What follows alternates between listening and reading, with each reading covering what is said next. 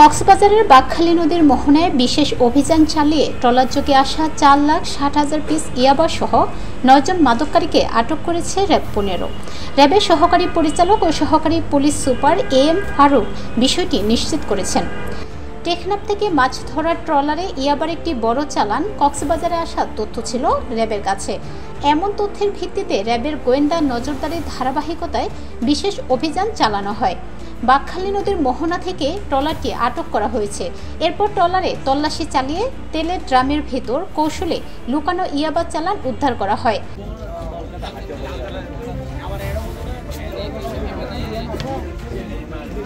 গ্রেপ্তারকৃতরা হলেন আব্বাস উদ্দিন আবু তাহের, ফিরোজ, মুস্তাক আহমেদ, নবী হোসেন, শাহাবুদ্দিন, সেলিম, জাফর আলম, আবুল কালাম ওরফে কালু। তারা সবাই কক্সবাজার জেলার বাসিন্দা। 4,60,000 পিস ইয়াবা ছিল এবং আমরা 9 জনকে আটক করতে সক্ষম হই। সেটি টেকনাফ থেকে চালানটি নিয়ে এসে কক্সবাজারের উদ্দেশ্যে নিয়ে আসছিল এবং আমরা 9 জনকে আটক করি। প্রাথমিকভাবে তাদেরকে জিজ্ঞাসাবাদ করা হয় এবং আমরা আরও জিজ্ঞাসাবাদ করব। এবং প্রাথমিক জিজ্ঞাসাবাদে আটককৃতরা জানায় জব্দকৃত ট্রলারটির মালিক ও ইয়াবা চালানোর মূল হোতা মহেশখালীর মোহাম্মদ বুরহানুদ্দিন ও টেকনাফের একজন ইউপি সদস্য জড়িত বলে জানা যায়। বুরহানুদ্দিন বড় মাপের একজন ইয়াবা কারবারি, তিনি বর্তমানে পলাতক।